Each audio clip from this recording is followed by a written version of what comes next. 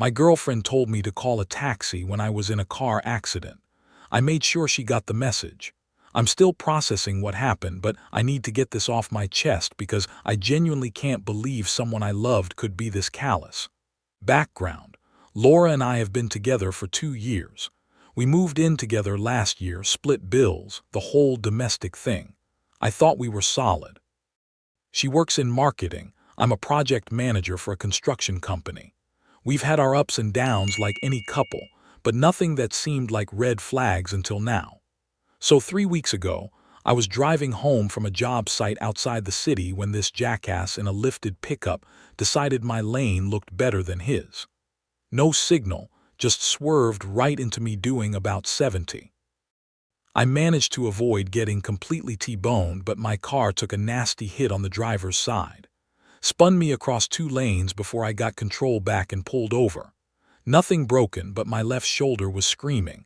I'd got glass cuts on my face and hands, and I could taste blood where I bit my tongue.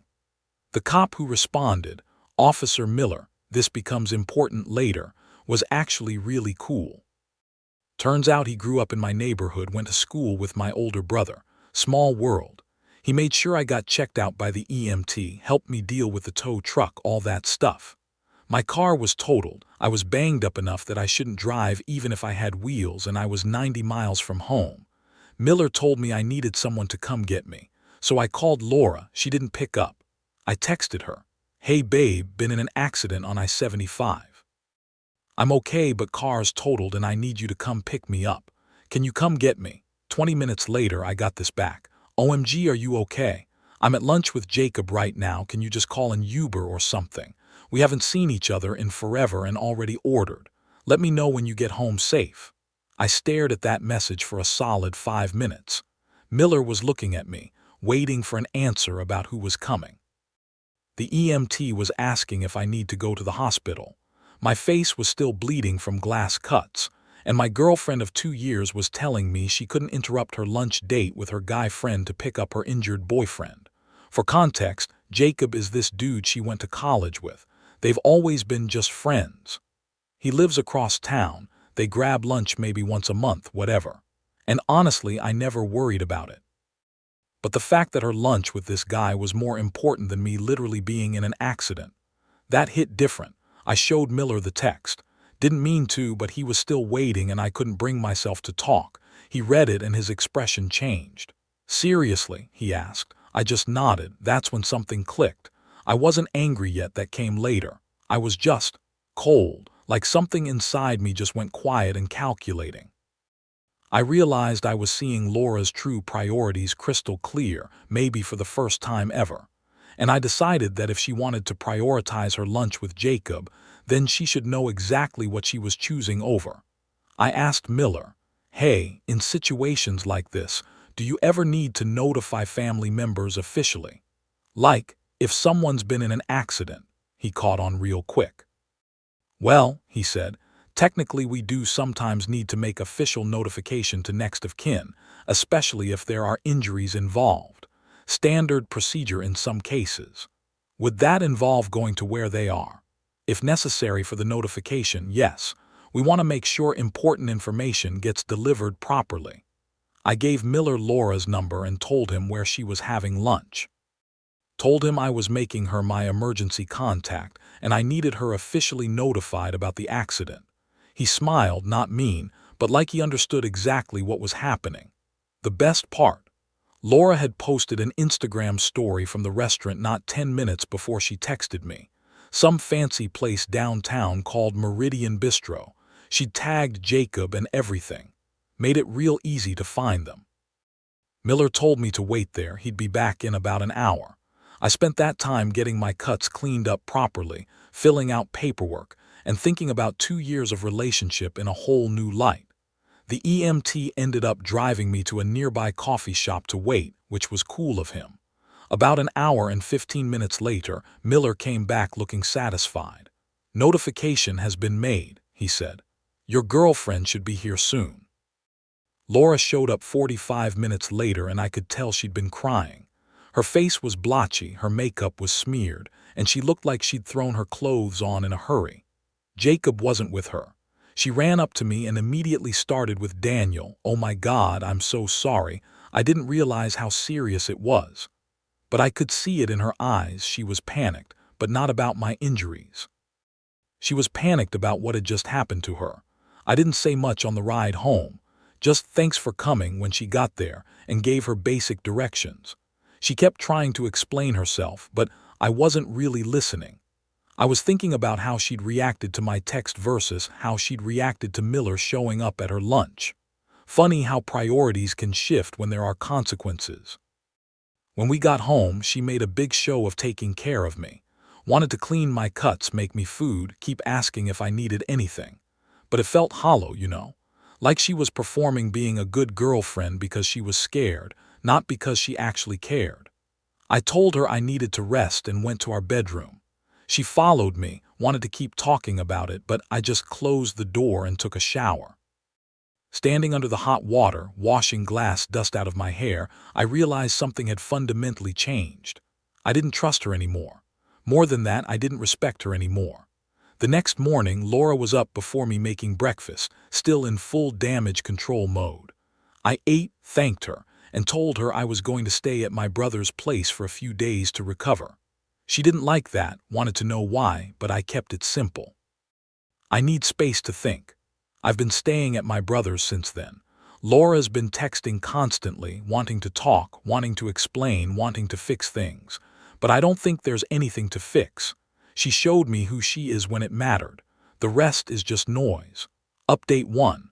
A lot of you wanted to know exactly what went down at the restaurant when Miller went to officially notify Laura. I grabbed beers with him yesterday. Dude's become a friend through all this, and he gave me the full story. It's even better than I thought. So Miller rolled up to Meridian Bistro around 2:30 p.m. This place is downtown, pretty upscale lunch spot, lots of business people. Miller walked in wearing full uniform, and you know how that changes the energy of a room immediately. He asked the hostess for Laura by name, showed his badge, and said he needed to deliver important information regarding a traffic accident. The hostess got the manager, who walked Miller over to Laura and Jacob's table. They were sitting in what Miller called the prime real estate, big window table, middle of the restaurant where everyone can see them. Miller said Laura's face went from confused to terrified in about 2 seconds. He introduced himself, asked her to confirm she was Laura Blake, and then said in his official cop voice, "Ma'am, I need to inform you that Daniel Foster has been involved in a motor vehicle accident on Interstate 75. He sustained injuries and is currently awaiting pickup by his emergency contact." The whole restaurant got quiet. You know how it is when a cop starts talking to someone in a crowded place. People stop eating and start listening. Laura immediately started asking if I was okay, how bad was it, all that. But Miller said what really got him was her first question after the basic ones. "Wait, why are you here? How did you find me?" Miller, being the professional he is, said, "Ma'am, the injured party listed you as his emergency contact and requested official notification. He indicated you were unavailable by phone." That's when Jacob apparently started looking uncomfortable. Laura started explaining about the lunch, how she didn't realize it was serious, how she thought I could just get a ride. Miller let her talk for a minute, then said, "Ma'am, your boyfriend has sustained injuries requiring medical attention and has been without transportation for over an hour. He's requested that you be notified of the situation." The way Miller told it, you could hear a pin drop. Laura's explanation had basically just announced to the entire restaurant that her injured boyfriend had called her for help, and she'd blown him off for lunch. She realized it too, because she started turning red and speaking quieter. But the damage was done. Miller said people were definitely listening, and a few were doing that thing where they pull out their phones and pretend to text but are really recording. The best part, Jacob finally spoke up. He apparently had no idea what was going on. "Wait, Daniel's hurt. Laura, why didn't you tell me?" Laura had to admit to Jacob in front of the cop in the restaurant that she'd gotten my text and decided their lunch was more important. Miller said Jacob looked genuinely shocked. Jacob immediately stood up and said they needed to leave right now. Started putting money on the table, apologizing to Miller, asking for details about my condition. Laura was trying to salvage the situation, saying she was coming right away. It was all a misunderstanding. Miller gave her the location where I was waiting and told her to drive safely. As he was leaving, he heard Jacob asking Laura why she didn't tell him I was hurt, why she made it sound like I was just being demanding. Miller said Laura was trying to explain, but Jacob was just shaking his head. Here's the kicker. Apparently one of the other diners recognized Laura. Small world, right? It was someone from her work. Miller overheard this woman talking to her lunch companion. Oh my God, that's Laura from the Morrison account. Her boyfriend was in an accident and she didn't leave lunch to help him. I cannot imagine how Laura felt hearing that. When Laura picked me up later, she was clearly shaken. Not just worried about me shaken, but humiliated and panicked shaken. She kept asking how the cop found her, why he came to the restaurant instead of just calling. I didn't explain. I just said he needed to notify my emergency contact officially. The drive home was awkward as hell. She tried to explain herself, but every explanation just made it worse. I didn't think it was that serious, okay, but I texted that I was injured and needed help. Jacob and I haven't seen each other in months, and that was more important than your boyfriend's well-being. But the thing that really got to me was when she said, "You didn't have to send a cop to the restaurant. That was embarrassing. Embarrassing. Not I'm sorry I abandoned you. Not I should have come immediately." That sealed it for me. She was more upset about facing consequences than she was about what she'd done to deserve them. Miller told me that in 15 years of police work, he's never delivered a notification quite like that one. But he said situations like mine, where someone's real priorities get exposed during an emergency, happen more than people think. He's seen marriages end over less. I'm still at my brother's place. Laura's been texting constantly, but I'm not ready to deal with her yet. I'm breaking up with her, obviously. Just need to figure out the apartment situation first, since we're both on the lease. Update 2. There have been some developments that I think you guys would want to hear about. So last Monday, I finally went back to the apartment to get my stuff and have the breakup conversation with Laura. I'd been putting it off because, honestly, I wanted to make sure I had somewhere to land first. My brother's been cool about me crashing there, but I found a month-to-month sublet across town and figured it was time to rip the Band-Aid off. Laura was home when I got there, and she immediately launched into what was clearly a rehearsed speech. Started with how sorry she was, how she'd made a terrible mistake, how she never meant to minimize my accident. All the things you'd expect. But then she said something that really pissed me off. "I think you're being unfair by judging our entire relationship based on one bad moment. People make mistakes, Daniel. I was just trying to be a good friend to Jacob." A good friend to Jacob. What about being a good girlfriend to me then? I asked her straight up. If Jacob had been in the same accident, would you have left lunch immediately to pick him up? She got that look people get when they realize they've walked into a trap. That's different, we were already together. I just shook my head and told her there was no need to finish that sentence, that I was moving out and we were done. She cried, asked me to go to counseling with her, promised she'd never do anything like that again. But how do you promise not to reveal your true priorities? She already showed me what matters to her when push comes to shove. The practical stuff has been surprisingly easy to sort out. We're both on the lease until December, but she can afford it alone and wants to keep the place. Most of the furniture was hers anyway. I'm taking my desk, my tools, my books, and getting out of there. While I was packing my stuff, Laura kept trying different angles to get me to change my mind. She started with apologies, moved to promises, then tried bargaining, what if I delete Jacob's number, and finally landed on anger.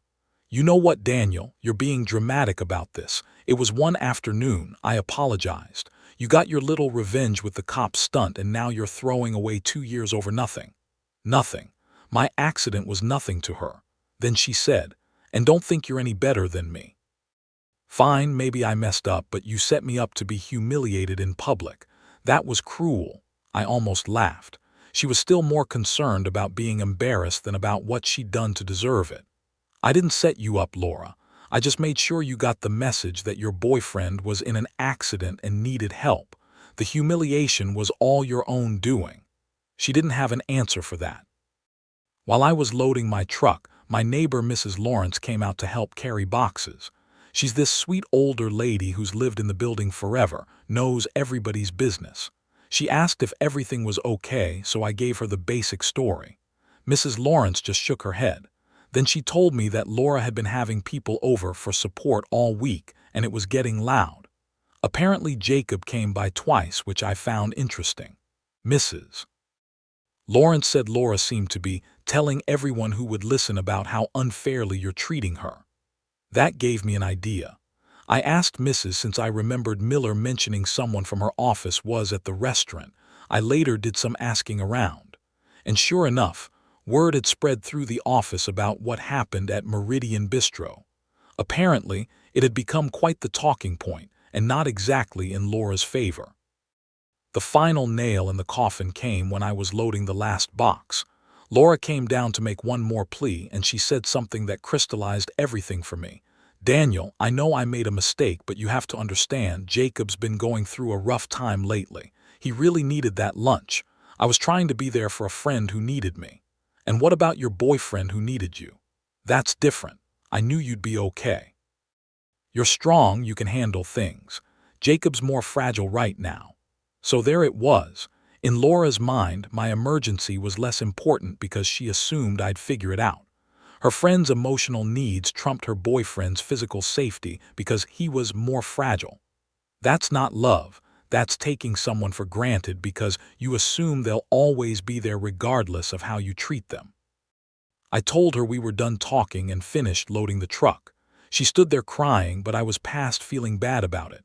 I'm settled into the new place now. It's small, but it's mine, and I don't have to wonder if the person I live with will actually show up when I need them. Laura's been texting sporadically, mostly variations on "I miss you" and "please let me make this right."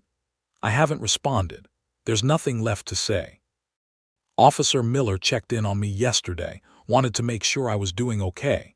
Turns out he's seen this kind of thing before. He said the lucky people are the ones who find out before they get married or have kids. I think he's right. Better to learn this now than during some future emergency when the stakes are even higher. Final update. I wasn't planning to post again, but something happened yesterday that I think you guys need to hear. It perfectly captures why this breakup was the right call. I've been no contact with Laura for almost a week now. No responses to texts, blocked her on social media, the whole thing. I figured she'd eventually get the message and move on. I was wrong. Yesterday around 6 p.m., I'm at my new place making dinner when there's a knock at my door. I look through the peephole and see Laura standing there with flowers and what looks like a shopping bag full of stuff. I didn't answer. I figured if I ignored her, she'd leave. She knocked again, then started talking through the door. "Daniel, I know you're home, your truck's in the parking lot, please just let me explain." I stayed quiet. Then she said, "I brought your favorite Chinese food from Golden Dragon, and beer. Can we please just talk for 5 minutes?" When I didn't respond to that, she escalated. "Daniel, I talked to Jacob about everything. He feels terrible about what happened. He said he had no idea I was choosing lunch over your emergency. He thinks I'm an idiot for not dropping everything to help you." Still nothing from me. That's when she played what she clearly thought was her ace card. "Daniel, I'm pregnant." I nearly opened the door just to ask what the hell she was talking about, but something made me pause. So instead, I pulled out my phone and texted my brother, who lives 10 minutes away. "Laura's at my door claiming she's pregnant. Can you come over?" He texted back immediately. "On my way. Don't open the door." Laura kept talking for another 20 minutes. The pregnancy story got more elaborate. She just found out, she was scared, she needed me. We could work through our problems for the baby's sake. She was crying, begging, saying she'd made the biggest mistake of her life. When my brother showed up, he came up the back stairs. My apartment has 2 entrances, and I let him in quietly. We listened to Laura's speech through the door, and my brother started recording it on his phone. After about 40 minutes total, Laura finally gave up. We heard her leave the flowers and food by the door and drive away. Honestly, I don't think Laura was actually pregnant. If she was, she would have led with that information weeks ago when she was trying to save the relationship. She wouldn't have saved it for a last-ditch door-side plea after no contact. I decided to ignore the whole thing and see what happened next. This morning, I get a text from my buddy Jake, who works in it at Laura's company. "Dude, Laura's telling people at work she's pregnant with your baby and you abandoned her after a fight. Thought you should know." Classic move. Create a narrative where she's the victim and I'm the deadbeat who walked away from his responsibilities.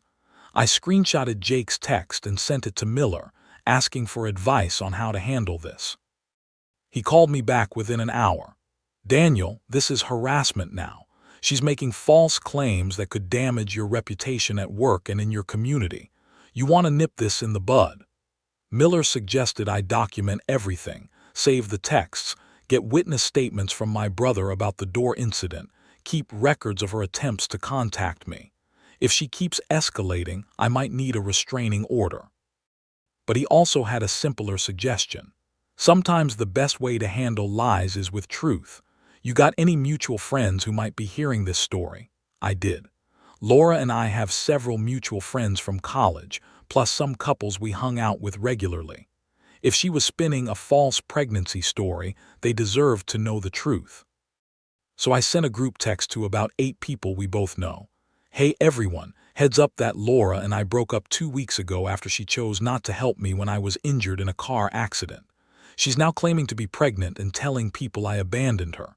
Just wanted you to hear the real story from me. Hope you're all doing well." Then I attached everything I documented. Within an hour, I had responses from 6 of the 8 people. The general reaction was shock, both about the accident situation and about Laura's apparent lies. 2 of them said Laura had already reached out to them about the pregnancy, asking for advice about how to handle my abandonment.